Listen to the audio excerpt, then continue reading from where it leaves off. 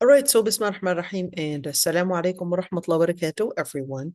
So, inshallah, we're going to be continuing our tafsir today. And before we do our tafsir, am I on the right page right here? Okay, no, I'm not. Hold on, we're going to get to the right page. And with Tafseer Surah Al-An'am, I think it would be fair. So, right now we're doing um, Tafsir al-Qurtubi on that side. Okay, let's see right here. We were talking about the point. Let's put that point right there. أَفَغَيْرَ اللَّهِ أَبْتَغِي حَكَمًا. And certainly, there is one thing to always learn that the Quran was, think of it as giving us a Muslim psychology and how the Muslim is supposed to be speaking in confidence. Okay, speaking in confidence in the Quran itself actually builds that psychology, actually builds that self-esteem, builds that pride. And that's why it's always using this wording of telling you, أَفَغَيْرَ اللَّهِ, ask them, should I worship other than Allah subhanahu wa ta'ala and take him as my center? If I already know that he had revealed the truth and given me all the details in what the truth looks like. And for those, then Allah subhanahu wa ta'ala would sometimes shift, in English, this is actually not proper writing, but in Arabic, it is proper language. In English, if you were to use the same wording, the teacher is going to be putting with a red mark and telling you that, wait a minute, you can't use the first person here and then use a second person there and then use a third person there. But in Lugha Arabiya, that's absolutely acceptable. And that's one thing, is that many Orientalists would write about the Quran as being incoherent, as being as feeling that the sentences are not right and etc. Well, that's because they had translated it in their own language, and then it would come about like that. And to use Western, or let's say, an English language structure or grammar or part of speech or whatever it is, and then apply it in Lugha Arabiya and then judge it based on your terms, that's definitely bias. That's definitely not the way that you would judge whether this book is coherent or not, because certainly the pagan Arab and those that wanted to oppose the Quran, they were actually masters in Arabic. They were masters in balagha slash in Arabic eloquence, and they were masters in grammar. So to challenge the Prophet ﷺ, that was their first priority. And even they couldn't challenge that eloquence, and they couldn't challenge the coherence that was in the Quran, and they were the ones that were masters in Arabic. Okay, so to think that somehow you had caught some kind of a flaw in the Quran's eloquence, in the Quran's coherence, in the Quran's Arabic, well, they were the ones that were masters. Think again. Okay, they were the ones that were masters, and they put in so much effort to try to bring an ayah or 10 ayat or even a surah in order to challenge the Prophet ﷺ, and could not. And eventually, many of them had embraced Islam because they recognized, as al-Mughira or Walid ibn al-Mughira had said, that وَمَا هُوَ بِقَوْلِ الْبَشَرِ, when he was challenged and he went to challenge the Prophet ﷺ to try to persuade him to leave the Quran and to leave speaking of the Quran. He went to the Prophet ﷺ and asked him to leave, speaking ill about their gods, or even trying to proselytize about the religion. And that's when the Prophet ﷺ reads a part of Surah Fussilat, and then he says, stop, I can't handle more. He comes out and he said, what he had read to me is beautiful words, وَإِنَّ عَلَيْهِ لَطَلَاوَةً, and it has the highest beauty ever. And then finally, and he said, and it is not the words of humans or the words of a jinn, وَإِنَّهُ لَا يُعْلَى وَلَا يَعْلُو عَلَيْهِ, It's the highest level of eloquence. There's no level of eloquence that can go beyond it. Okay, so when you see the words in the Quran, for example, here, أَفَغَيْرَ اللَّهِ أَبْتَغِي حَكَمًا, this is coming in first person, and then it comes in and tells me in a second person, وَالَّذِينَ آتَيْنَهُمُ الْكِتَابَ. Now it's coming in as an affirmation from the Lord Almighty, and then coming to us and telling us, well, those that were granted the book, they would know that it was revealed in truth from the Lord Almighty. What is that saying? Well, that's saying that Allah subhanahu wa ta'ala is endorsing. Okay, Allah subhanahu wa ta'ala is endorsing those that would embrace the Quran and embrace the truth in it, and that they would be the ones that would be the ones to be in this level of confidence. This is extremely important. When we speak of level of confidence, what are we actually talking about here? We're speaking about principle. We're speaking about a pride, but we're not talking about arrogance. We're speaking about the pride that these believers would have, and that it would give them the principle to stay confident. And that's why فَلَا تَكُونَنَّ مِنَ الْمُمْتَرِينَ. Also, one thing about strong people, okay? When you look at people that would be in power, people that would be strong, it's all about showing body language of being, let's say, formidable, standing your grounds. Strong people, and let me say people that are in power, do not have impulsive behaviors. They are slow usually in their behavior and not fast. When you see slow in behavior, they don't necessarily fall for any trigger, because they will tell you and will send you a message that they are standing their grounds. And they don't fall for any provocative move, because to them, because they are standing their grounds in such a strong way, they are not moved by smaller provocative things, because they recognize that their energy is not to be wasted in these sidetrack things. And they recognize that they hit, and when they hit, they would put their energy in areas that are worthy. In areas that are worthy. And that's one reason, sorry ladies, but that's one reason you would have more men leaders than women leaders.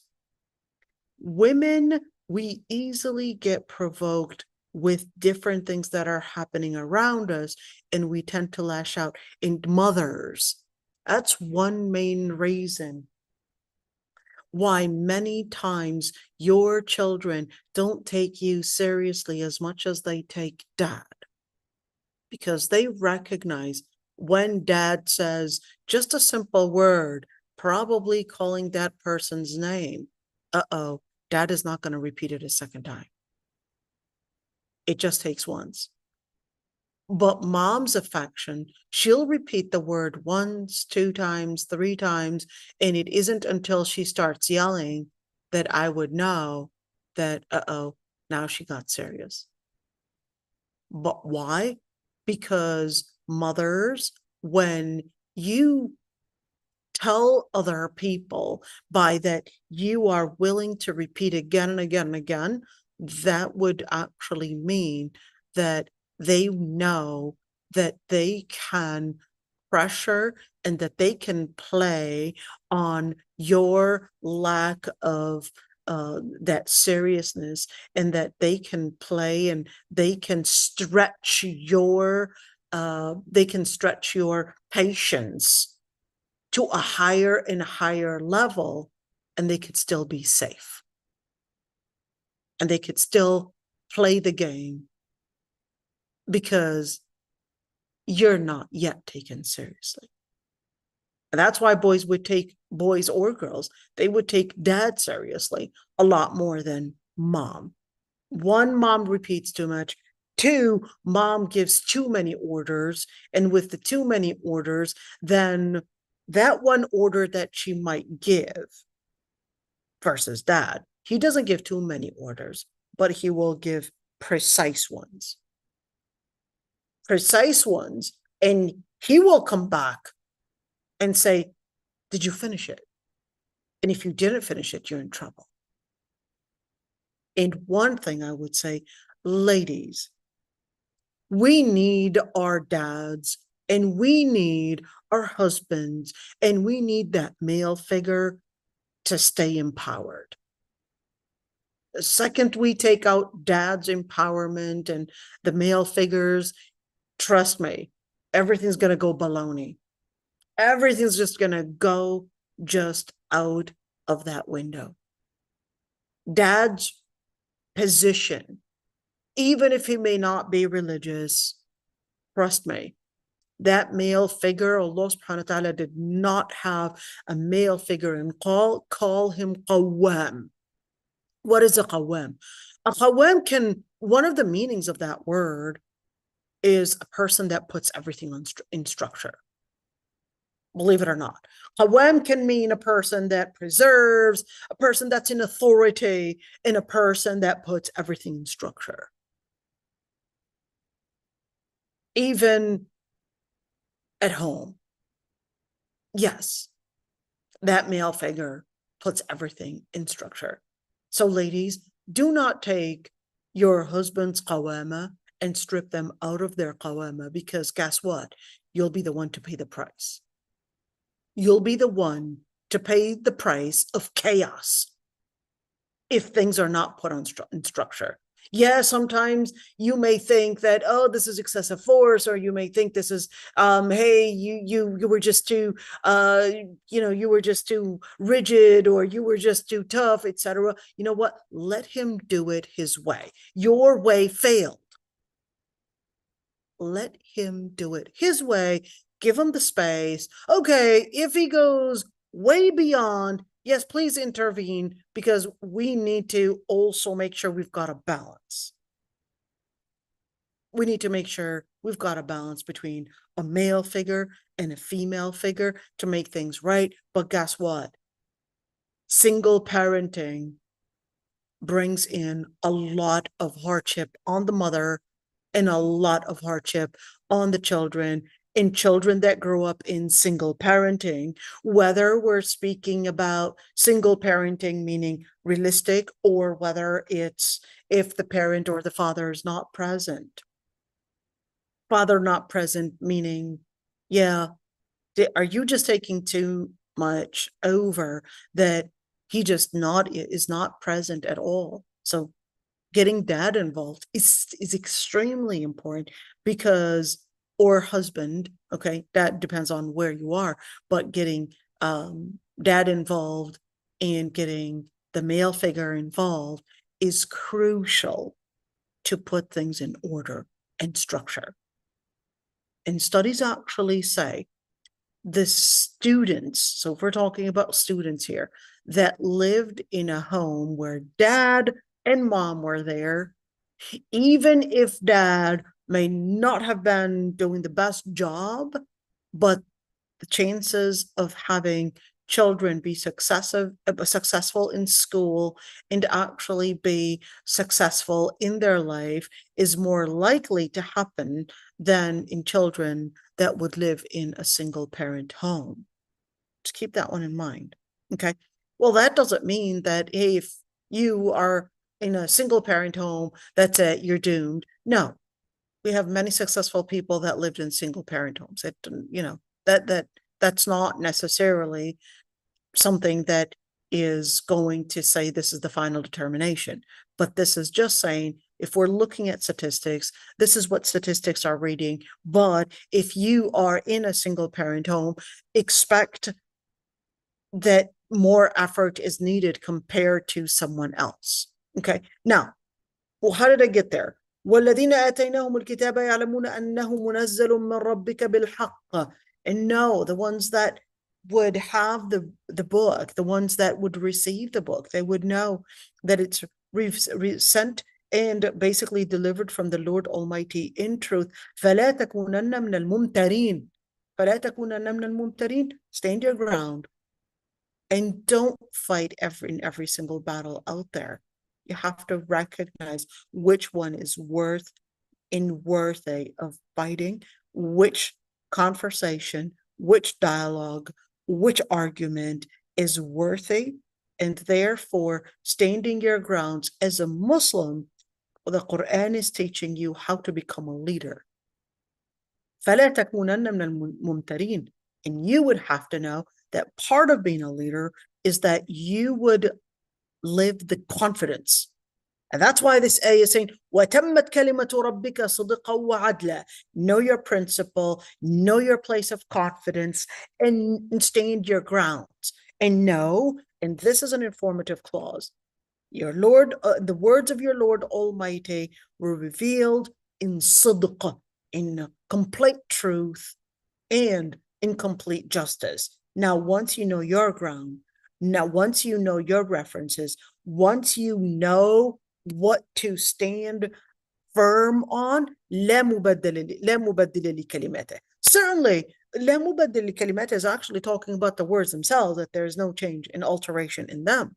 But at the same time, it's also containing the inference that you also don't continuously change your principle and changing your ground, because the second that you keep on changing, that's actually a reflection of a person that is not standing firm, not confident, and therefore, yes, certainly, sometimes changing certain things. I don't want you confusing different things. So yesterday I was listening to this this audio book. It was by, I think it was called, was it called Range? It was called Range by David Epstein. A really good book, highly recommend. To summarize the book, he was actually talking about people with different experiences. In other words, if we talk about a successful person, is a successful person necessarily the person that focuses on just one experience, one training? Because, there's another study that says if we would, if you would put in 10,000 hours of training, of focus on one particular thing, you would be a master in that. Okay.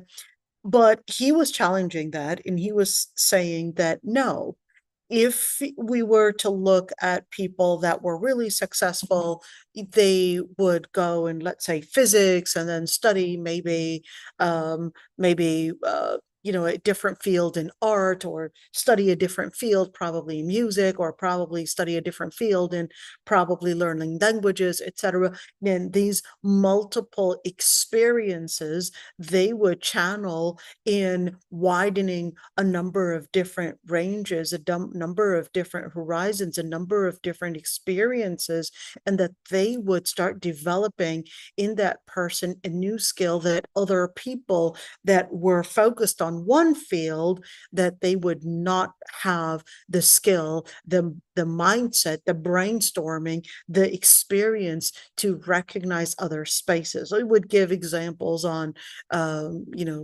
Stephen Jobs, and that, even though people that were working in his company were probably software engineers, etc., but he went through a number of different experiences, didn't even graduate from software engineering, but his experiences basically made him into a successful businessman, a person that managed to actually be creative and use and connect. How do we connect people's creativity in people's, let's say,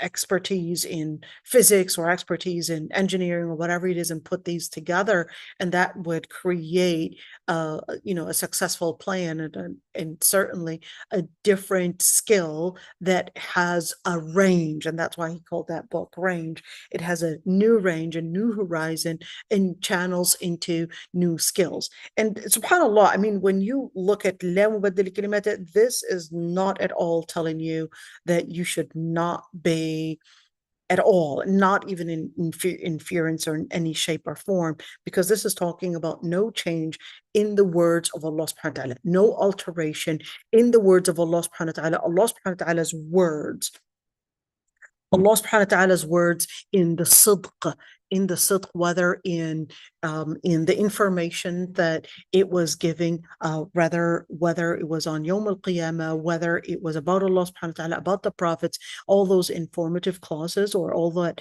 information, that it is basically in haq. There's no alteration. There's no change. It isn't going to happen one day that, Allah subhanahu wa ta'ala decided to change his mind on, astaghfirullah, change his mind on Yawm al-Qiyamah or Jannah. That's never going to happen, because tammat kalimatu rabbika sidqa. The words of your Lord Almighty had been complete. It's all in truth. There's no way that Allah subhanahu wa ta'ala is going to alternate, is going to change. That's it. Allah subhanahu wa ta'ala had put and set the words, put and ordained the judgment, put and set what is going to happen and how things are going to happen in truth, etc. Tammat kalimatu rabbik. There's no change. So it is impossible on Allah subhanahu wa ta'ala, because the Lord Almighty is not an impulsive Lord. It is impossible that the word of Allah subhanahu wa ta'ala would change. That's why he said, لا مبدل لكلماته.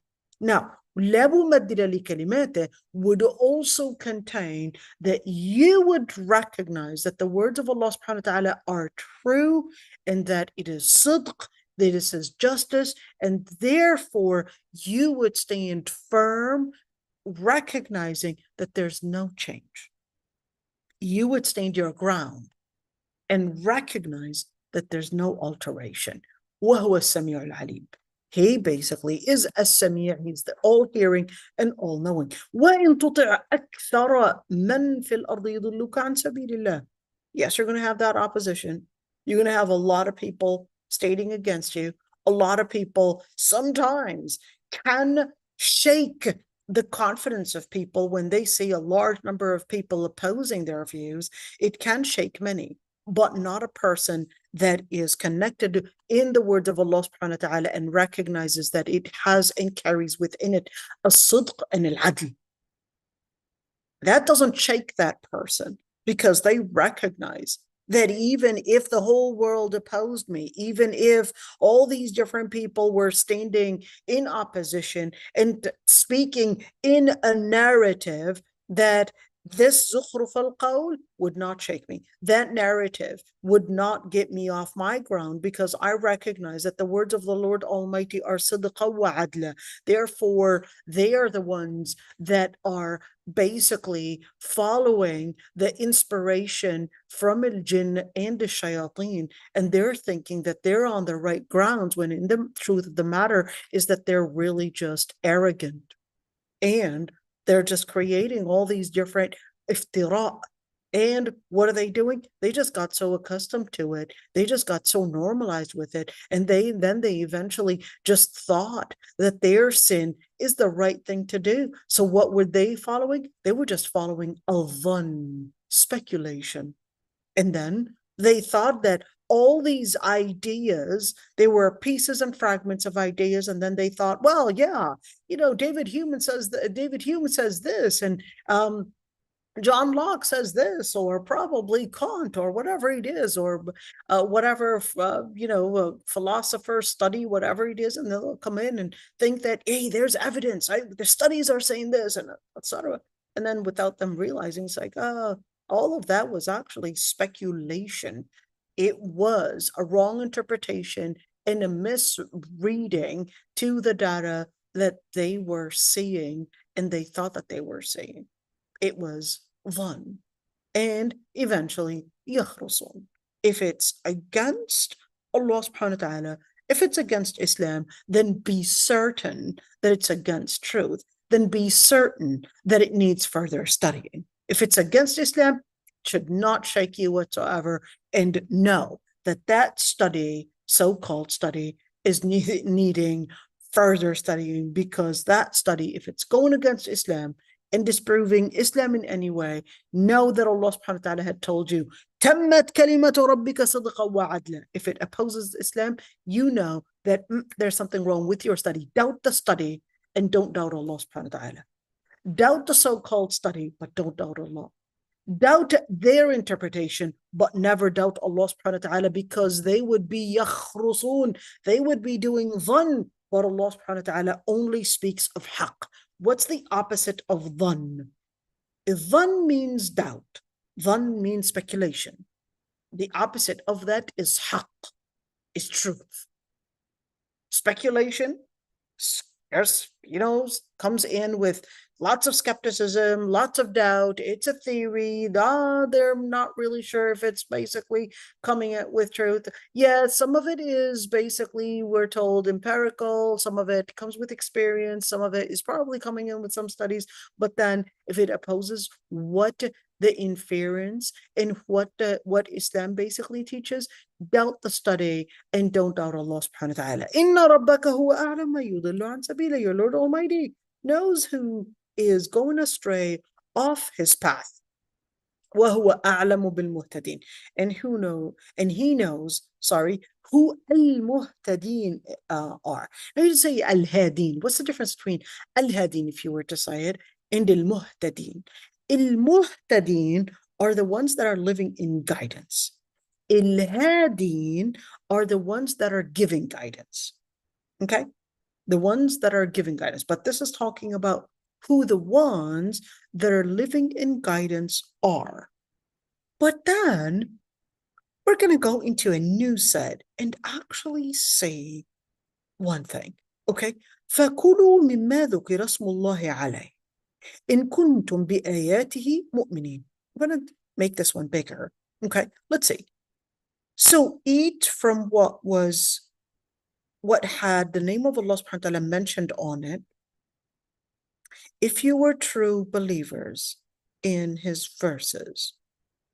And why don't you eat from what had the name of Allah subhanahu wa ta'ala mentioned on it, when he had given you the details of what is forbidden unto you, unless there was a necessity that you were cornered to, and many would deviate using their own desires with no knowledge. Your Lord Almighty knows who al-mu'tadeen are, who the transgressors are. So leave, wadaru, and leave the apparent sin and the concealed sin. Really? There's an apparent one and there's a concealed one? We'll talk about that.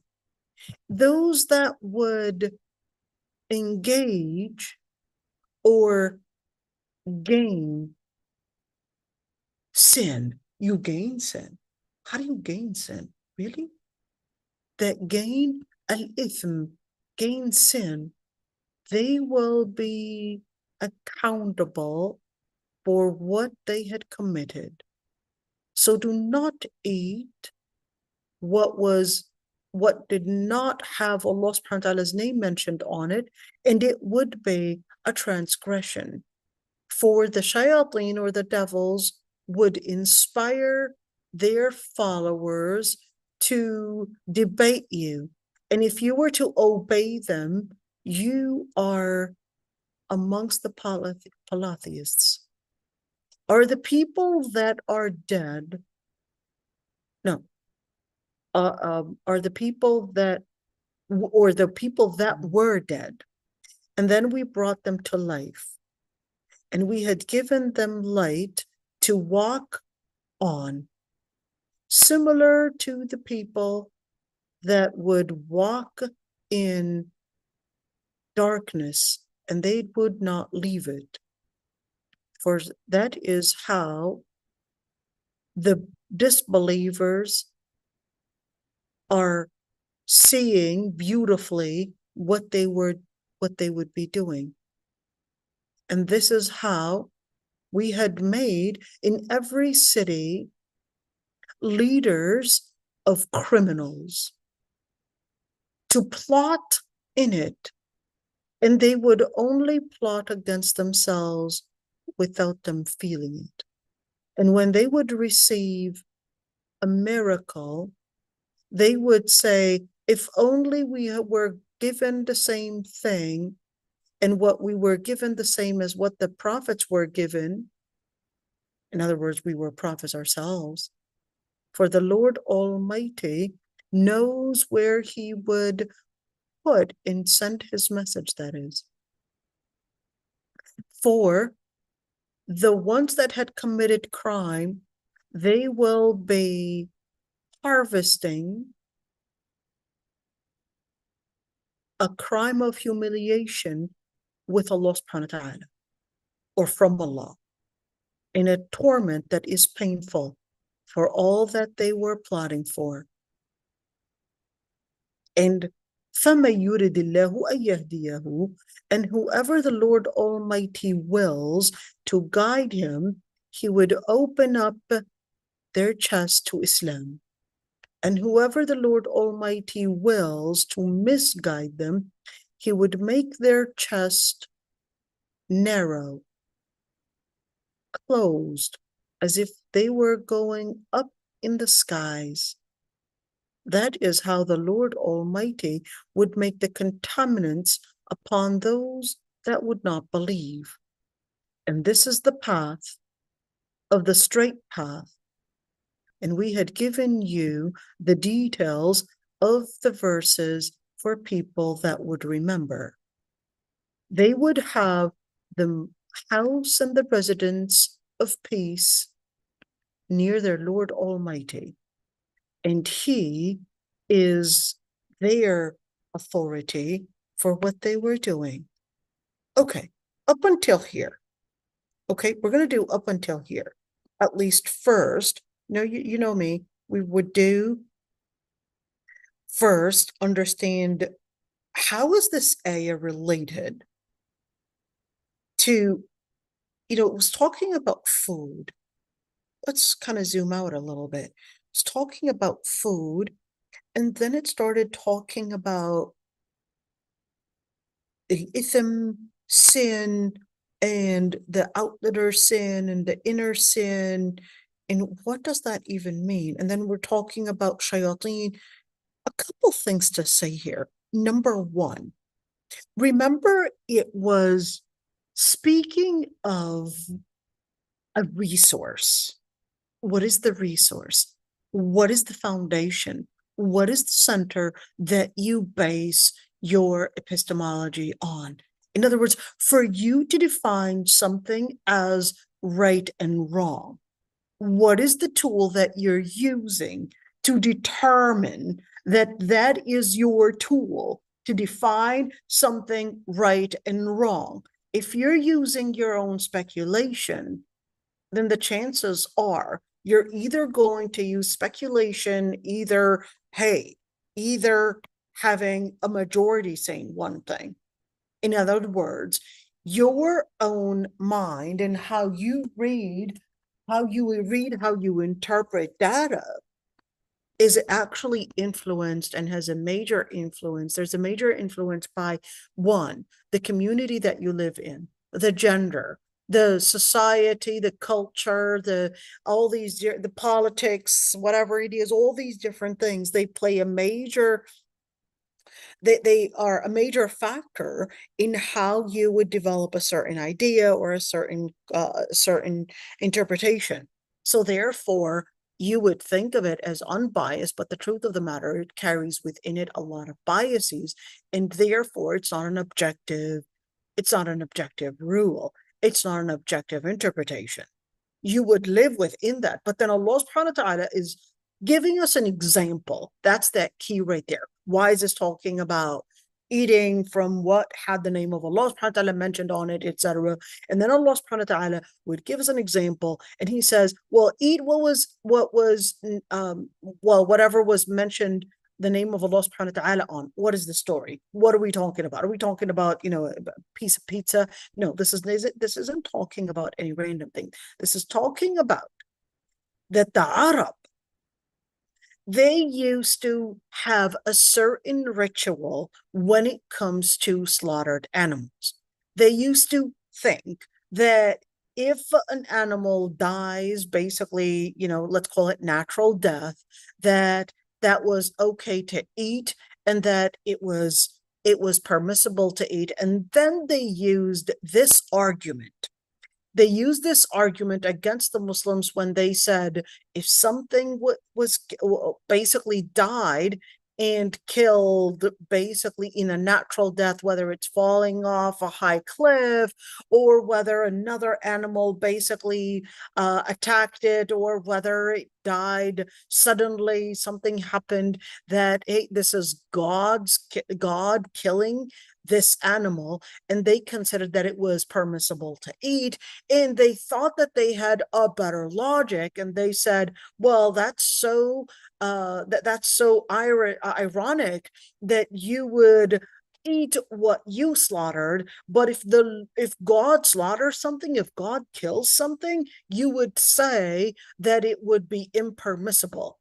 And they considered that by using this logic, they thought that they were making a good statement and they were making a good point.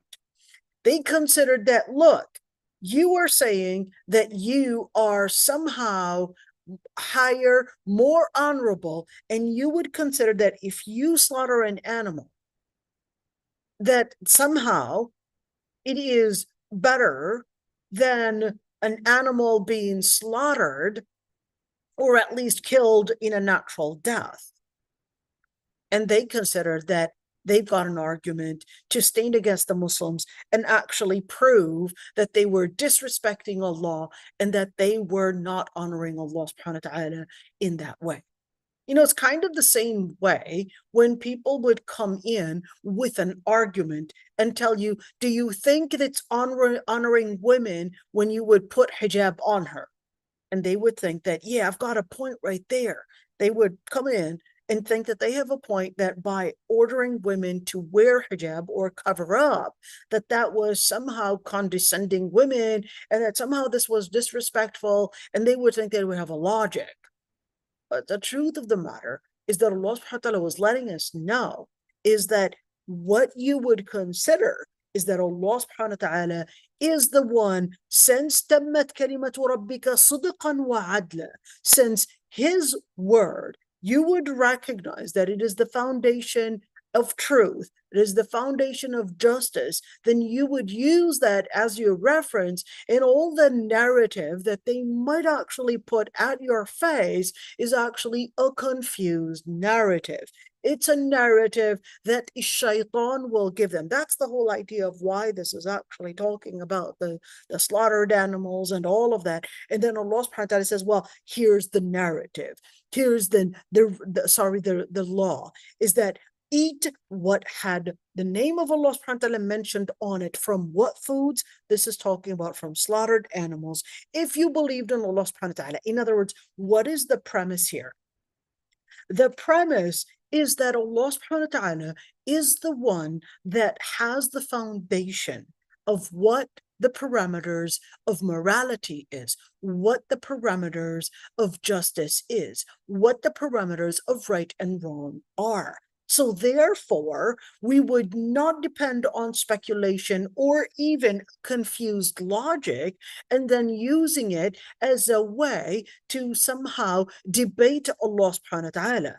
And he would say, well, let's discuss your argument, disbelievers. Okay, your argument, and here it is. وَمَا لَكُمْ أَلَّا تَأْكُلُوا مِمَّا ذُكِرَ اسْمُ اللَّهِ عَلَيْهِ. Why would you not eat what was slaughtered by the name of Allah subhanahu wa ta'ala? In other words, when a believer wants to slaughter an animal, Bismillah, Wallahu Akbar, and they would basically slaughter the animal. When Allah subhanahu wa ta'ala said, well, here's the true way of embracing justice, morality, or the different definitions of what makes something as ethical or not ethical. وَقَدْ فَصَّلَ لَكُمْ مَا حَرَّمَ عَلَيْكُمْ. And he had given you the details, the intricate details of what was forbidden onto you. إِلَّا مَا اضْطُرِرْتُمْ إِلَيْهِ. The only times that even if something is haram, that you would be permitted to commit what is haram is when there is a necessity. But that is not in that comprehensive statement like that. But this is speaking about food. This is speaking about food that when there is a darura, when there is a necessity. What is the definition of necessity? We'll get to that later on. وَإِنَّ كَثِيرًا لَيُضِلُّونَ بِأَهْوَائِهِمْ. And many would misguide and mislead others using their desires. Okay, so before it was talking about dhan, but here this ayah is saying that what they thought they were presenting in what they considered as a rational statement or a logic, Allah subhanahu wa ta'ala said, well, actually, that speculation was carrying within it just their own desires. And this is extremely important to see. You scrutinize the so-called study, and then you would say, okay, well, who's the one that's funding this study? Who's the group that's basically behind this agenda? Who is trying to somehow indoctrinate us, make us think that this is backed up by science, when in reality, it's backed up by an agenda or it's backed up by a certain politics. So Islam tells you, I want you to teach them how to recognize that there are certain agendas, that it's only their desires, and that it is not an objective study, and that somehow that's what data is saying. But لَيُضِلُّونَ بِأَهْوَائِهِمْ. They would misguide others, but the leading force was actually their own desires. And بِغَيْرِ عِلْم. Actually, it does not contain ilm.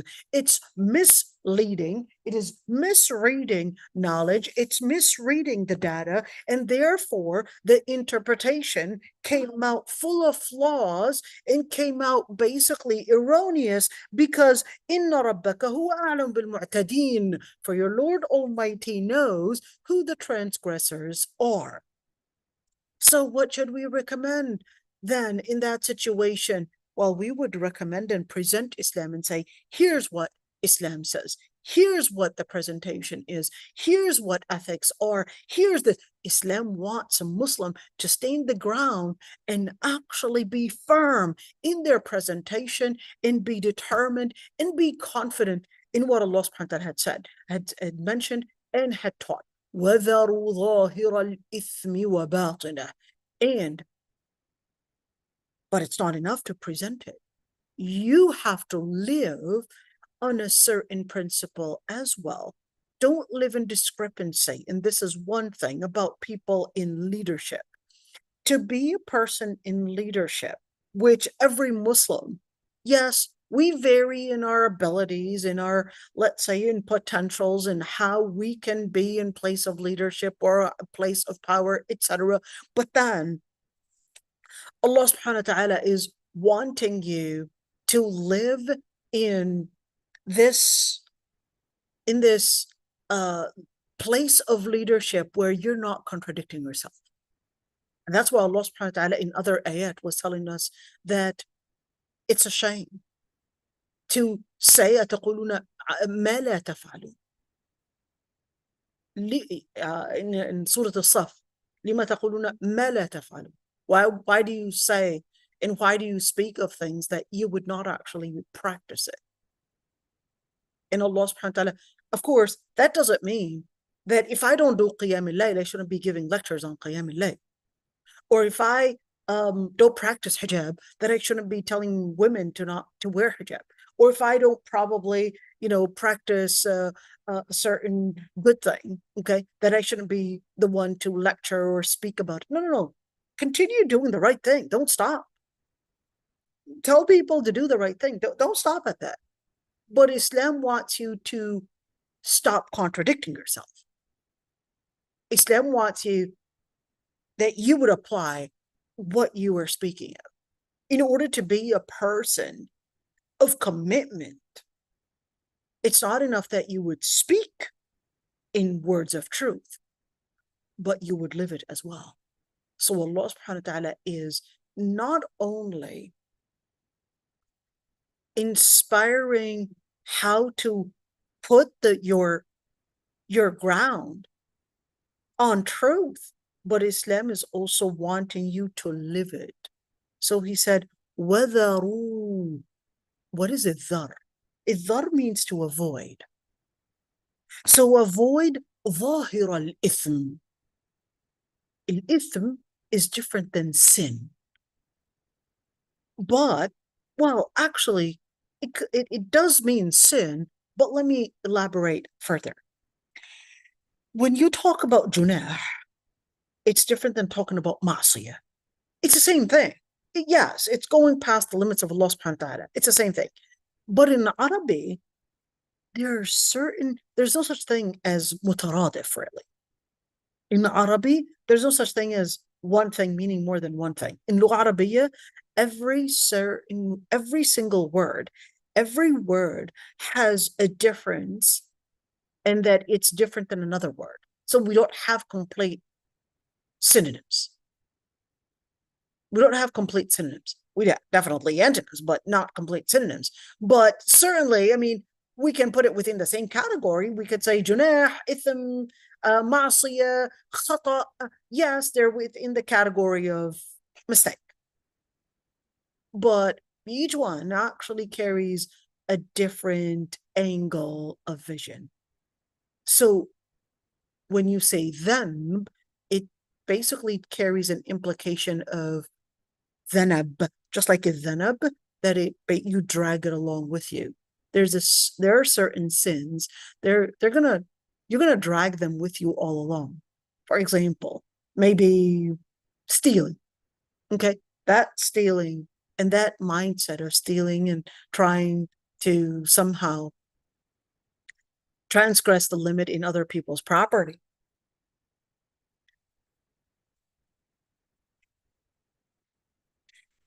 All right, that's basically right there. It becomes a mindset. You'll drag it with you. And this mindset, it will start to affect the way that you would relate with the world around you. And it will, from that angle, it will drag a whole mindset. It will affect the way you view the world, the way you view yourself. And that's something that's extremely important to mention. That when a person commits a sin, it takes away and removes a lot of their confidence, because they feel so bad about themselves.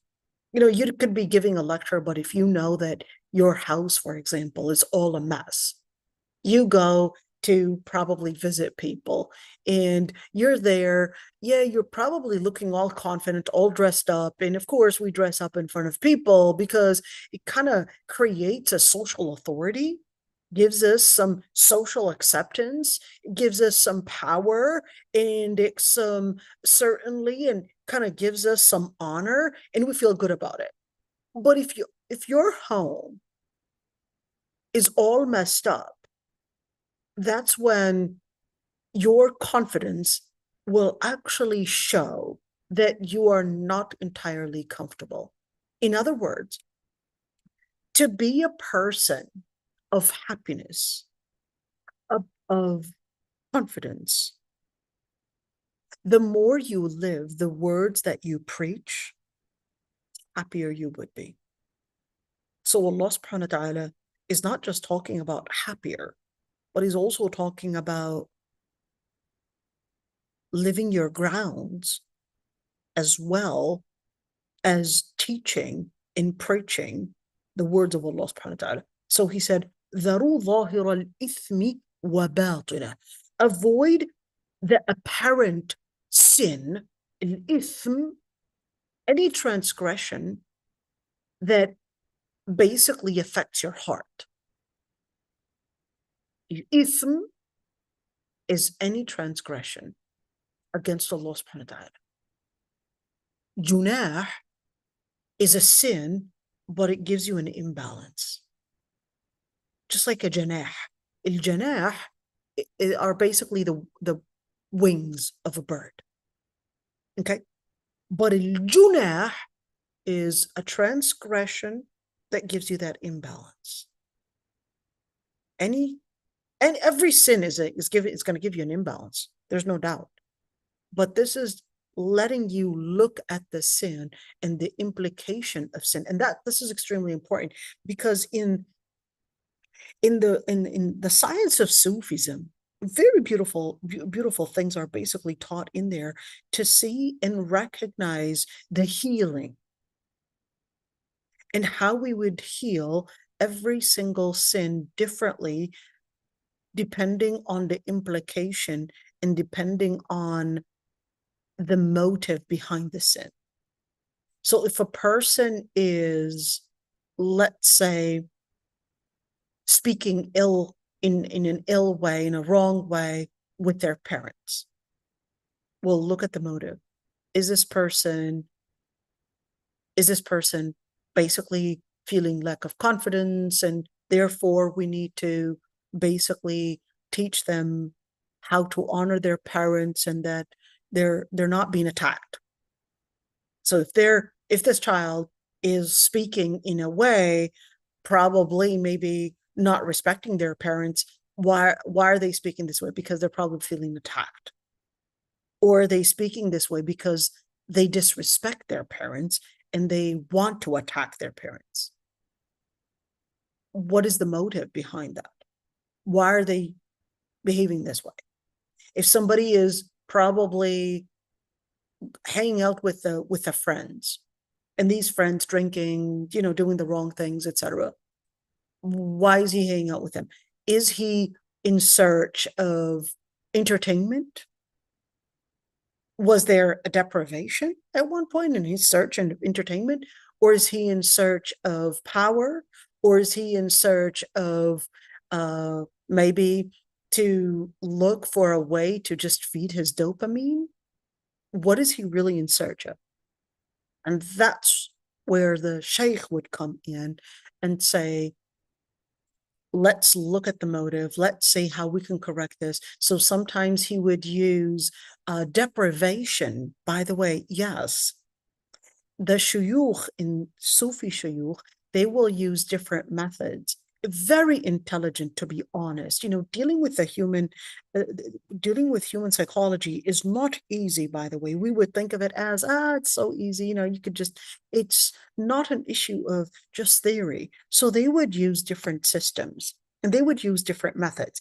Part of these methods, the sheikh may instruct the person to use fasting. You're supposed to be fasting, which is deprivation of food and water. And what is he doing? He's like, well, what's making this person engage in anger, for example, is because they're always just wanting to feed themselves. So we want to reduce this energy, this extreme energy, by making them deprived of food and water and certain nutrients. That way they won't have the energy to fight and be impulsive in this way. And that's the same thing that the Prophet ﷺ had used. And he said, Ya ma'ashar al-shabab, man istata'a minkum al-ba'ata falyatazawwaj. When he said, speaking to the younger generation, he said, whoever is capable of getting married, then get married. Why? He said, فَإِنَّهُ أَغَضُّ لِلْبَصَرِ. If you cannot, then فَعَلَيْهِ بِالصَّوْمِ وَمَنْ لَمْ يَسْتَطِعْ فَعَلَيْهِ بِالصَّوْمِ. If you cannot, then engage in fasting as a way to help you control that. فَإِنَّهُ أَغَضُّ لِلْبَصَرِ. And then فَمَنْ لَمْ يَسْتَطِعْ فَإِنَّهُ لَهُ وِجَاء. يا معشر الشباب من استطاع منكم الباءة فليتزوج إنه أغض للبصر ومن لم يستطع فعليه بالصوم فإنه له وجاء. Whoever wasn't capable of getting married, then فعليه بالصوم, then use fasting as a way. فإنه له وجاء. The word وجاء actually means that it deprives the different nutrients needed to basically develop and make semen, basically. In other words, it basically makes them not fuel what is making them have this and need the lust. In other words, the different hormones, the different things that are made in their body, it basically is made in the testes, goes basically, of course, in into their body, and then it basically starts making them want to get this out of them, and that's when the desire is basically produced. Okay, that's one method. A second method is the method of discipline. What is the method of discipline? It's basically structure. It's not enough to give lectures on how important it is to stay away from the wrong friends, but there's also supposed to be a certain structure that I need you to do this. I need you to do this amount of dhikr.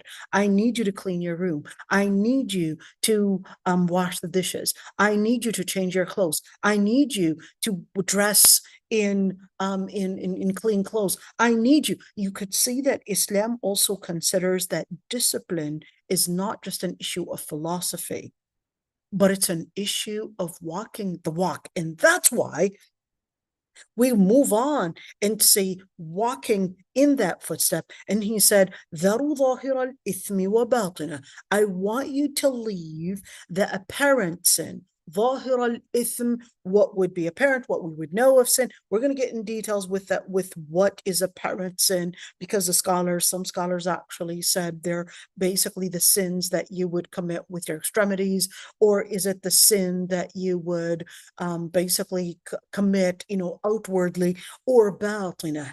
باطن الإثم.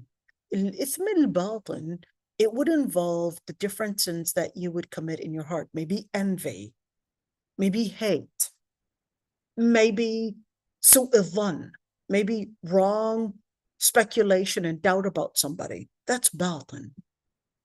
Allah subhanahu wa ta'ala is asking you to work in removing both sins. The sin that you would commit outwardly, whether it's you saying something, you doing something with your hand, seeing something, that's an outward one. Inside, no one knows about it. It's basically inside, you envying somebody, you having hate against somebody, etc. That's batina. إِنَّ الَّذِينَ يَكْسِبُونَ الْإِثْمَ. The word يَكْسِبُون. Well, the word, those that would يَكْسِبُونَ الْإِثْمَ.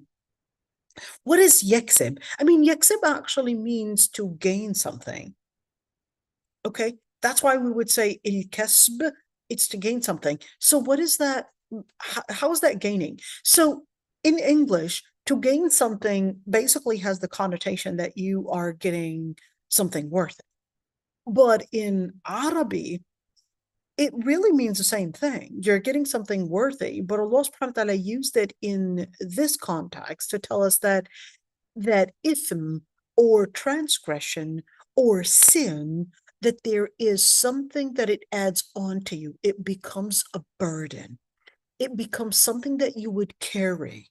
You may not realize it, but it's something that you would carry and you would drag along with you. And Allah subhanahu wa ta'ala said, سَيُجْزَوْنَ. Now, in Arabic, whenever you would have the sin, and you would have the ya, and you would have a noon at the end, that's the highest level of affirmation. What is the root? The root is jaziyya, or jaza. Jaza actually means to, one, reward someone. But this isn't speaking of rewarding. This is definitely not telling them, hey, if you commit sin, I'm going to give you a reward. No, this isn't talking about reward. This is talking about accountability. That they will be accountable for what they had committed, for whatever they had committed. But then it continues, it tells, and don't aid for what did not have the name of Allah subhanahu wa ta'ala mentioned on it, for it is fisq. So then it goes with the same concept and telling us, well, whether we're speaking about food here, or whether we're speaking about other sin, at the end, it basically channels in the same area, in affecting you internally, in affecting you outwardly, and affecting you in your identity. Okay, let's do it again. Affecting you. I'm going to be erasing all of this so you could see it again. Okay, no, let's Okay, it doesn't want to erase, or what happened? Come on, you're supposed to erase. I give you the orders, laptop, and you apply. It doesn't want to. Now it's telling me it basically does the orders and apply. Okay, well, we'll use a different method. Oh dear, oh, that's why. It basically crashed it. I guess I hurt its feelings. Okay, we'll get there. Sorry, maybe I was spreading too much hate. All right, we're going to open the page. Hold on, it's going to work, inshallah. Okay, here we go. So let's look at this one. ذَرُوا ظَاهِرَ الْإِثْمِ وَبَاطِنَهُ. What is it telling us? Well, it's basically telling us the parameters. There's an external sin, and then there's an internal sin, and then that basically affects your identity. Why identity? How did you get to fisq meaning identity? So al-fisq is public sin, okay? But there's also al-fasiq as a classification. There's al-mu'min, there's al-muslim, there's al-kafir, and there's al-munafiq, and there's al-fasiq.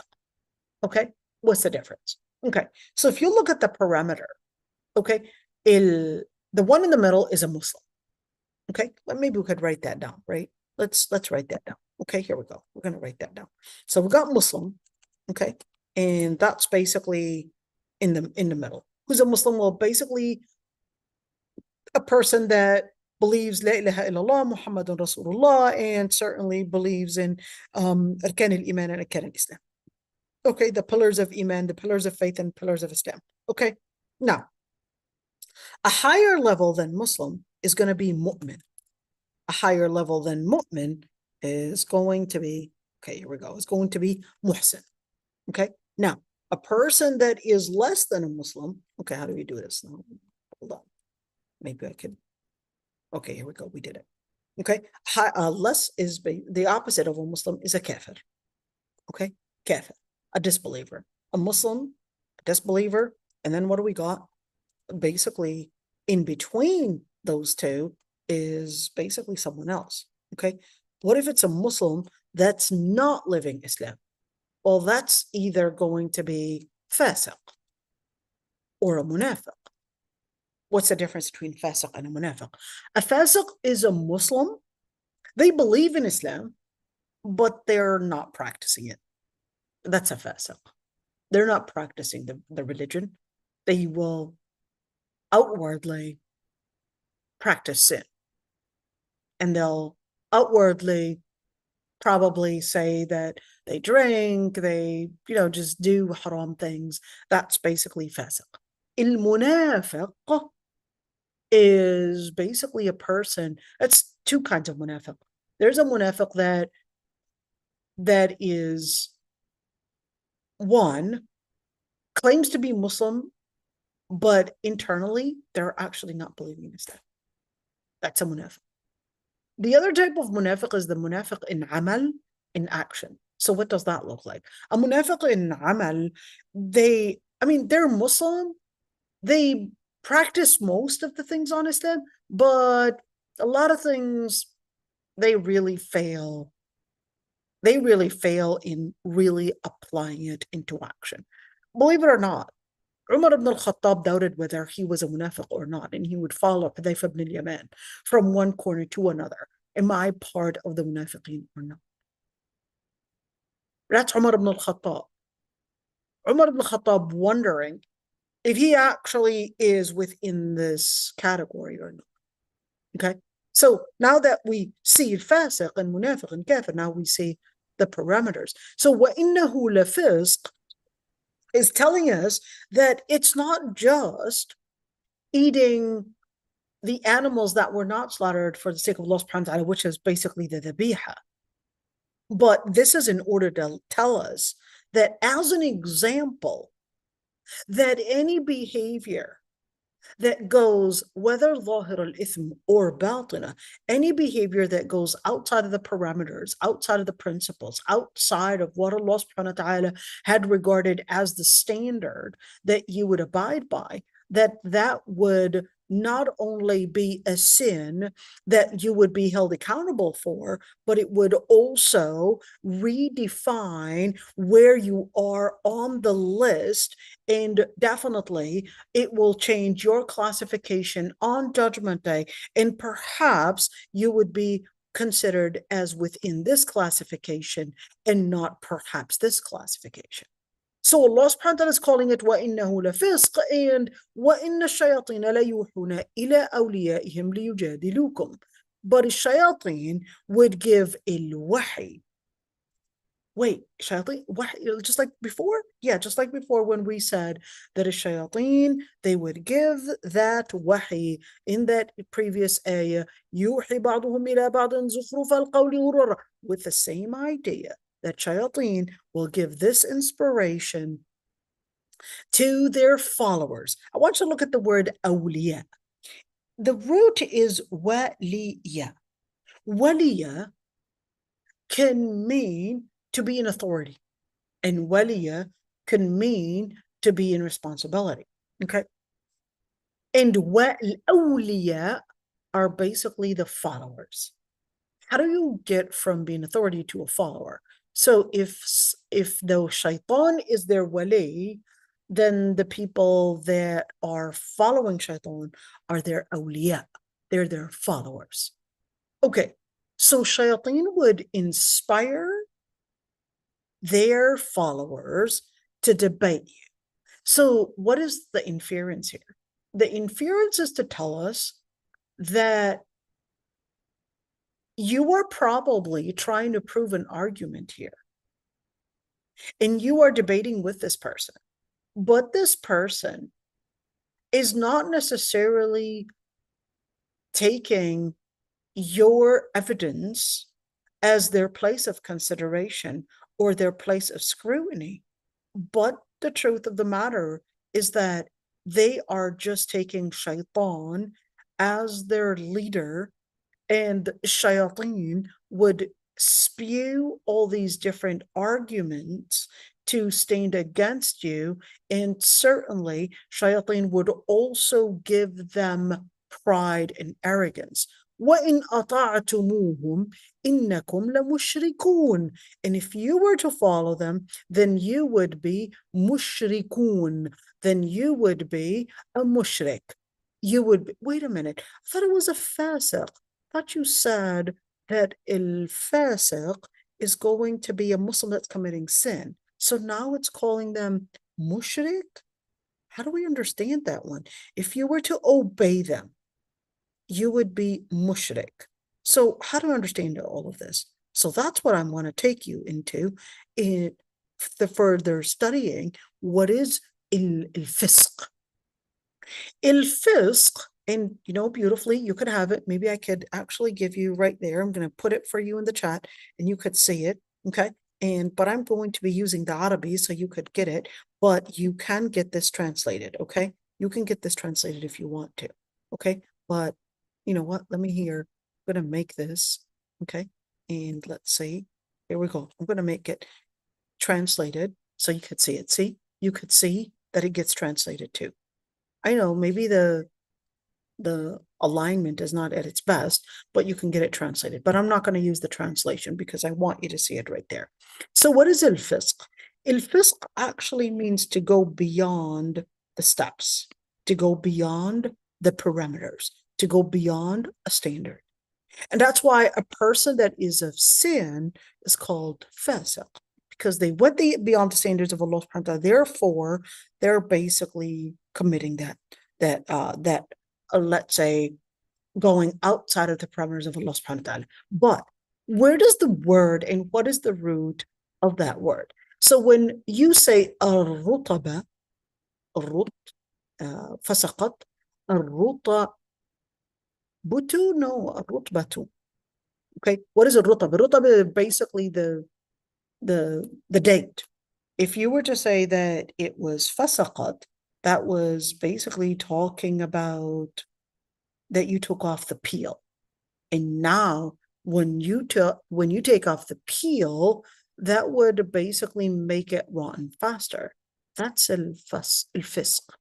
That's the original root of it. In other words, the etymology. Okay. Al-fisq in the technical term is basically going against Allah subhanahu wa ta'ala and taking the orders of Allah subhanahu wa ta'ala, well, not taking the orders of Allah subhanahu wa ta'ala and going outside of being obedient to Allah subhanahu wa ta'ala. So any person that goes against the parameters of Allah subhanahu wa ta'ala is basically considered as fasiq. And that's why we would say fasaqa an amri rabbih. He basically went outside of the parameters of the orders of their Lord Almighty. So they were disobedient. Okay. And al-fisq is more comprehensive than kufr. Al-fisq is more comprehensive. So in other words, the word fisq can include a person committing not only a major or a minor sin, but can include even kufr. Okay, just keep that one in mind. So if we may find different ayat, for example, we're going to see it right there. So that's why you would have fisq actually being two kinds. There's the major fisq and there's the minor fisq. Major fisq is basically shirk, is when you would commit shirk, and that gets the person outside of the religion. And therefore, if the person is fasiq in a major fisq, that would mean they would be basically left in hellfire eternally if they did not repent. And even if they were to seek intercession, no intercession is going to be working for them. And that's why Allah subhanahu wa ta'ala said in Surah At-Tawbah, He said, إِنَّهُمْ كَفَرُوا بِاللَّهِ وَرَسُولِهِ وَمَاتُوا وَهُمْ فَاسِقُونَ. They had denied in Allah subhanahu wa ta'ala. No, they denied Allah and His Prophet, and they had died while they are fasiqun. They are basically fasiqun, meaning they are in a state of the fisq al-akbar, the major fisq. Okay. So therefore, Ibn Jarir, who's the Tabari, he said that would mean they had denied the tawheed of Allah subhanahu wa ta'ala and denied the message for the Prophet ﷺ, and they died outside of the parameters of Islam, and therefore they left the orders of the Lord Almighty and what He had forbid. That's why Allah subhanahu wa ta'ala had also mentioned in Surah An-Nur, ayah 55, وَعَدَ اللَّهُ الَّذِينَ آمَنُوا مِنكُمْ وَعَمِلُوا الصَّالِحَاتِ لَيَسْتَخْلِفَنَّهُمْ فِي الْأَرْضِ كما استخلف الذين من قبلهم وليمكنن لهم دينهم الذي ارتضى لهم ولا يبدلنهم من بعد خوفهم أمنا يعبدونني لا يشركون بي شيئا ومن كفر بعد ذلك فأولئك هم الفاسقون. Allah subhanahu wa ta'ala promises the ones that would believe amongst you and do what is righteous, that they would be the vicegerents on earth, the way that He had made the ones in the nations before you as vicegerents, and He would give them the authority for their religion, the religion that He was content over to them, and He would replace them after their fear, security. They would be worshiping Me, not associating any partners with Me, and whoever disbelieves after that, then those are the ones that are fasiqun. There's that word again. Okay, Ibn Kathir explains that this would mean that whoever goes outside of my obedience, that is Allah subhanahu wa ta'ala, then that would be the person that is considered to have gone outside of the parameters of the Lord Almighty. Tahir ibn Ashur, my favorite scholar, he said, well, this is in order to basically warn them after bringing glad tidings that whatever they would practice in opposition to what Allah subhanahu wa ta'ala had taught, then that would basically mean that the opposite of that is to worship Allah subhanahu wa ta'ala and not associate partners. And therefore, the Lord Almighty had said if they would believe in Allah subhanahu wa ta'ala and not be fasiq, well then what is the fasiq here? A person that would not worship Allah subhanahu wa ta'ala and not associate partners with Allah subhanahu wa ta'ala. Okay, all right, so let's go for the minor fisq. In minor fisq is basically the minor shirk. Okay, so in other words, this doesn't take the person out of the perimeter of Islam per se, but it basically puts him, let's call it, on the perimeters. The behavior is basically getting him out of the perimeter of Iman. So what's the evidence? يا أيها الذين آمنوا إن جاءكم فاسق بنبأ فتبينوا. Oh, you who believe, if you were to get a fasiq coming to you with this information, then make sure that you would go over the information to verify it and not use it to accuse others left and right. And Allah subhanahu wa ta'ala also said, وَلَا يُضَرَّ كَاتِبٌ وَلَا شَهِيدٌ وَإِن تَفْعَلُوا فَإِنَّهُ فُسُوقٌ بِكُمْ. And therefore, not a writer and not a witness should be harmed by this, because at the end this is basically the context of this in Surah Al-Baqarah, okay? And that Allah subhanahu wa ta'ala telling us, فَإِنَّهُ فُسُوقٌ بِكُمْ. And it would be basically a part of a transgression, a part of fisq, if you were to basically not abide by the instructions in transactions by what Allah subhanahu wa ta'ala had instructed. Ibn Taymiyyah explains, and he says, إِنَّهُ لَفِسْقٌ إن الفسق يكون تارة بترك الفرائض وتارة بفعل المحرمات. He said الفسق can sometimes be associated with leaving obligations, and may sometimes be associated with committing sin, okay? Or committing basically what was haram. Ibn Hajar, who's Ibn Hajar al-Asqalani, he said, in the fisq, in that is literally meaning, it basically means to go beyond the perimeter or outside. And in Sharia, basically in the technical term, it basically means going outside the parameters of obedience of Allah Almighty and His Prophet, and therefore it is beyond just sin. Okay, so therefore, when you look at Ibn Uthaymeen, he basically said, al-fisq is two kinds. One that basically gets the person out of the perimeter of Islam and basically would be opposing in the opposite of faith. And that's when Allah subhanahu wa ta'ala says, وَأَمَّا الَّذِينَ فَسَقُوا فَمَأْوَاهُمُ النَّارِ. As in Surah Al-Sajda, those that would engage in fisq, then they would be the ones to dwell in hellfire. As for the minor fisq, they would not be outside of the perimeter of religion, but it would be the opposite of justice. In other words, that would basically mean that they would be engaging in what would be against Allah subhanahu wa ta'ala. Okay. And what he regarded as right and wrong. Okay, so when you look at continuing right there, أَوَمَنْ كَانَ مَيْتًا فَأَحْيَيْنَاهُ, as is the person that was dead and then they were brought to life. Now, this one is actually a metaphor. This is a metaphor to tell us that a person that is away from Allah subhanahu wa ta'ala, that is distant from Allah subhanahu wa ta'ala's orders, they're the ones that would be mayta. He wouldn't be a mayyit, he wouldn't be dead, but he would be mayta, as if his senses were dead, as if he is not functioning in like a living person to recognize and to understand and to process. So that's what a mayta is, different than a mayyit. A mayyit is a real dead person.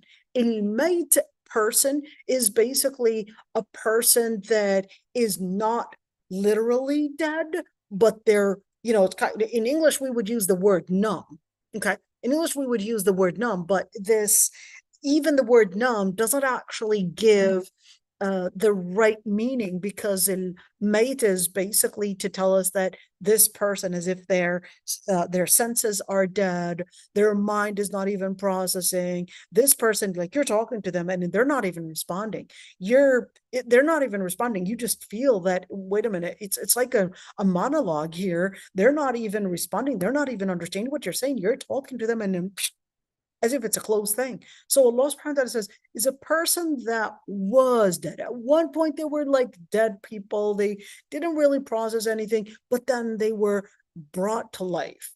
What brings them to life? It was basically Islam. Islam comes in and just brings this light into them and brings them to life. And جَعَلْنَا لَهُ نُورًا يَمْشِي بِهِ. And he was given a light to walk through it. Wait, walk through it or walk with it or walk using it? And that's why I said part of the things that in the Sufi teachings and although, like I said, there's some good and there's some bad Sufi. I don't want to get into that. But one thing is that within tazkiyah is that it's not enough to just listen to a lecture on what is good. It's not enough to listen to the lecture. Listening to the lecture is very important, definitely. But there's one, نُورًا يَمْشِي بِهِ. There's a certain walk. There's a certain discipline that you have to do. And that's one thing. In parenting as well. It's in their early childhood time, disciplining doesn't go in giving the child lectures. The child doesn't fully understand these lectures, but you will say, I want you to brush your teeth. Yes, it does help to say, hey, look, you see, when you brush your teeth, they're white. There's no stinky plaque on your teeth and all of that. You're basically trying to give them the philosophy of understanding that your saliva breaks down the food and it basically rottens the food in your mouth, blah, blah, blah, all these different things. But when it's an adult, you'll say, well, this is what it means. But for a child, you're probably telling them that that's a bug in your tooth. But as an adult that it's not literally a bug, but right, it's more of a chemical thing than actually a bug and a real bug, okay? But in order to explain it to the child, you're basically breaking it down. But what am I trying to get to here? For the different stages in tazkiyah, it's not always using the idea in the method of telling them the reasoning behind a certain discipline. It's not always the case. Allah subhanahu wa ta'ala didn't give us the reason behind, let's say, why eating pork is haram. He didn't tell us. Why drinking? Yes, well, he did tell us for drinking that it leads to intoxication and that he did tell us that, but still didn't give us all the details of why Salat al-Dhuhr is 4 rak'at versus Salat al-Fajr is 2. And even though during Fajr we're not fully awake, so we're probably even praying Fajr with half sleep, okay? But Allah subhanahu wa ta'ala didn't give us all that, the details of the discipline and why we are instructed to do 1, 2, 3. And this is extremely important to keep in mind. Not always are we going to have the rationale behind a certain legislature there. There are certain things that we have to embrace just as in discipline, a certain structure. Even if you may not know the reasoning behind it, and that certainly certain discipline, certain treatment, think of it as treatment, certain treatment, it's not enough to just let you know the rationale behind it and the reasoning behind it. Sometimes as a parent or sometimes as myself, I have to put in an amount of effort to enforce and say, this is what I want you to do. This is how you have to apply it. This is the structure that I want you to engage in. And sometimes I have to use a certain force and actually say, listen, I want you to walk in this light. I want you to, جَعَلْنَا لَهُ نُورًا يَمْشِي بِهِ. You need to walk it. And that's why Allah subhanahu wa ta'ala, even in Surah Takwir, was telling us what? What are they doing? Do you recognize where you're going? Do you recognize what you should be, where you should be heading? Etc. فَمَا لَهُمْ لَا يُؤْمِنُونَ. Why are they not believing? Why are they not even thinking? And this is extremely important, that sometimes you have to recognize where you're going and you have to put it into action. It's not enough to just talk about lectures. And that's one thing that you would see in circles of Like tasawwuf, for example. Tasawwuf has one thing that's really beautiful is that it doesn't just give you lectures, but it will tell you that you have to, and that's what the one thing is da'wah tabligh as well. They will go and actually be a hands-on in da'wah, hands-on in speaking about Islam, hands-on in taking maybe a community service, going to clean the streets, or maybe community service and visiting the sick or visiting the poor, or probably collecting donations to send to probably people in this or that country or whatever it is. It's a hands-on. And not until you have hands-on are you really going to create, let's call it, a discipline or a purification for ظاهر الإثم وباطنه. You cannot just lecture. It's not just lecturing. You have to have a certain نورا يمشي به في الناس. There has to be a certain light that you would do amongst people.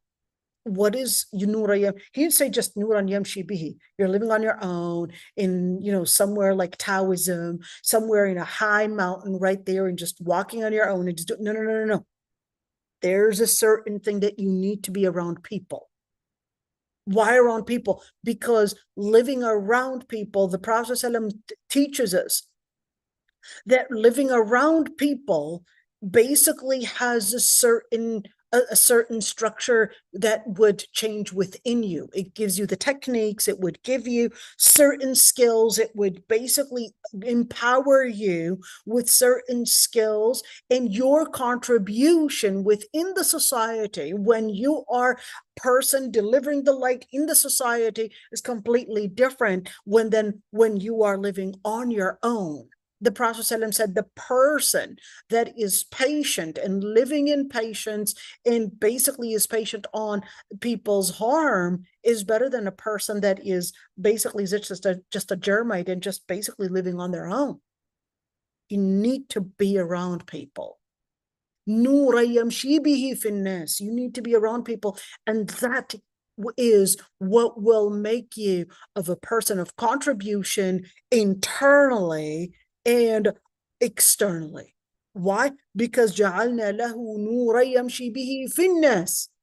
Even when he's around people, you could see that they're basically putting their ground and they're strong and they're contributing within the society to bring a change, to make this nur basically the light that other people would see on you to try to imitate you.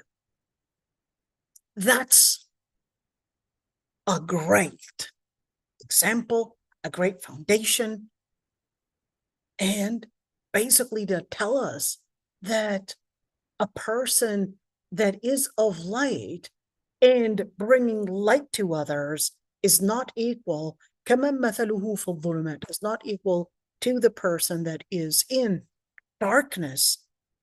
And they're living in this darkness and they think that they have something to present. But the truth of the matter, لَيْسَ بِخَارِجٍ مِنْهَا, they're never going to get out of that darkness. Why are they never going to get out of that darkness? They're never going to get out of that darkness because the only way to get out of the darkness is to reach out to the light of Allah. And if you are refusing to reach out to the light of Allah, the only source of light is Allah.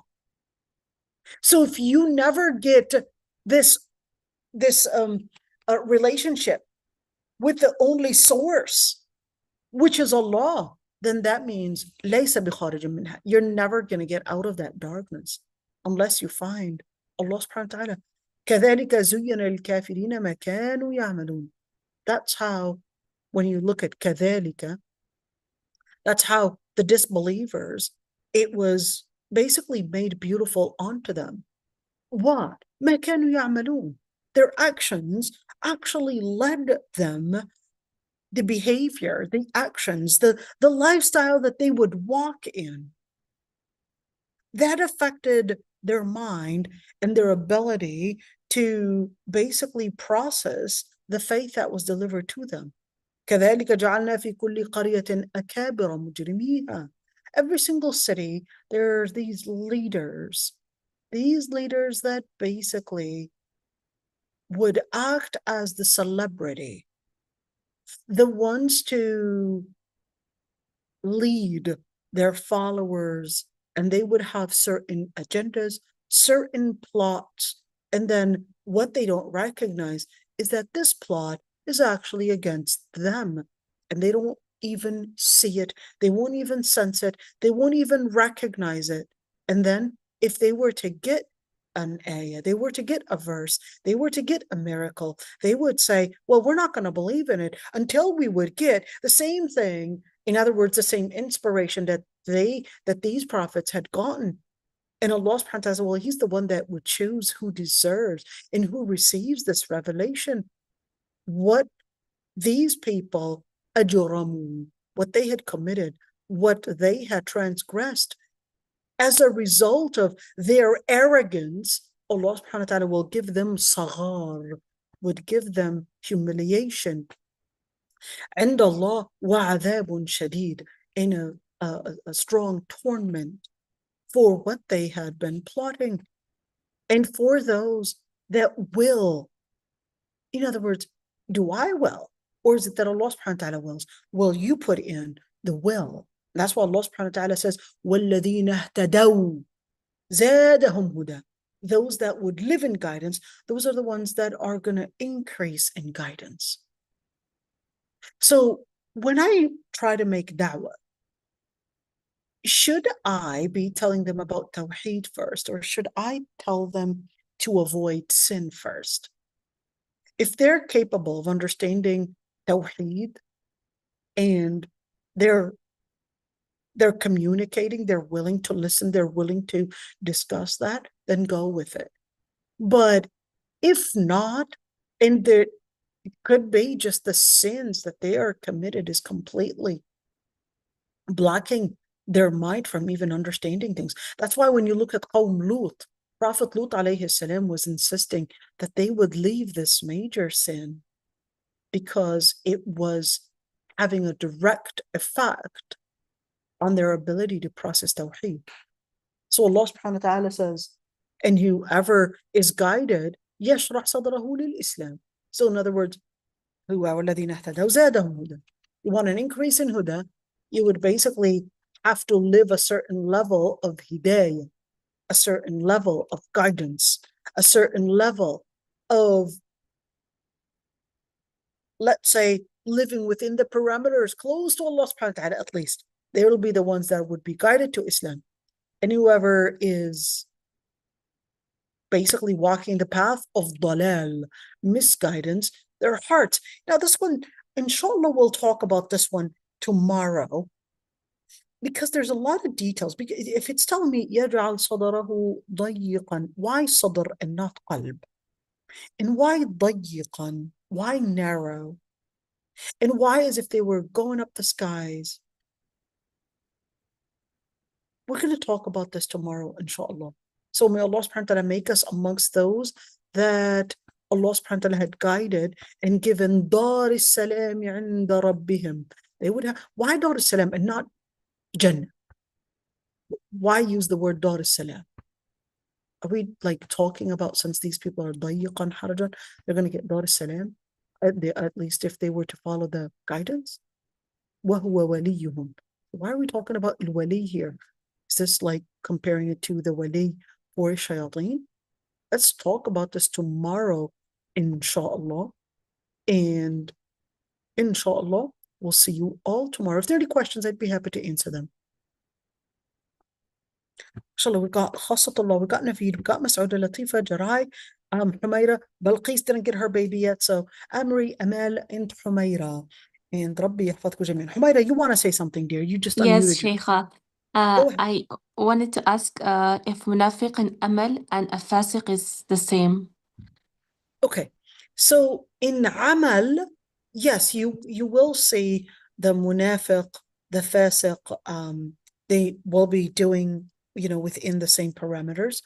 So munafiq al-amal, and this is a term that can be used interchangeably. So a munafiq amal, so a munafiq aqidah, for example, this would also be a fasiq. All right. So الفسق, just like I said, junah and ithm and dhanb, they really all mean sin, but each one is looking at it from a different angle. Okay, so الفسق is looking at it that think of it as they made themselves so exposed because they had taken off this armor that surrounds them. And then they became so exposed, and this made them basically rot. This made them rot. Okay, that's al-fasq. Looking at it from that angle. So looking at it, think of it as a spiritual angle. Okay, al-munafiq, you're talking about more of a behavioral angle, if you may. Okay, al-munafiq, behavioral angle, whether it's they're acting as a Muslim in behavior, in aqidah at least, okay, but then they're concealing disbelief on the inside. So their behavior is looking at it, is appearing that they're doing the right thing, okay? Munafiq al-amal, their behavior is speaking like a kafir behavior, but their inside is Muslim. So the munafiq is more looking at it from the behavior than spiritual part. Al-fasiq, no, looking at it from spiritual part. So whether it's fisq akbar or major fisq or minor fisq or major fisq. All right. And so looking at it from the angle of spirituality. A fasiq is more dangerous than a munafiq, if I'm not mistaken. Absolutely. And Sheikha, in ayah 128, the word awliya'uhum, can we translate it as their friends as well? Not just as a follower, but as friends, You because said 128. Is there وَقَالَ أَوْلِيَاؤُهُم مِّنَ الْإِنسِ رَبَّنَا? We're going to get there. all We're going right. to get to the details of al-wali and waliyuhum, awliya'uhum, and within this context and what it means, inshallah. So we're going to get there, inshallah. We just wanted to leave it لَهُمْ دَارُ السَّلَامِ عِنْدَ رَبِّهِمْ. That way, if we die and I don't get to complete the tafsir, at least that was the last ayah that I did. All right. All right. All right. So inshallah we'll continue tomorrow. Subhanakallah wa bihamdik, nastaghfiruka wa natubu ilayk, nashhadu an la ilaha illa ant. Let me just stop the, okay, this thing doesn't want to do it. Okay, my laptop today is not following my orders.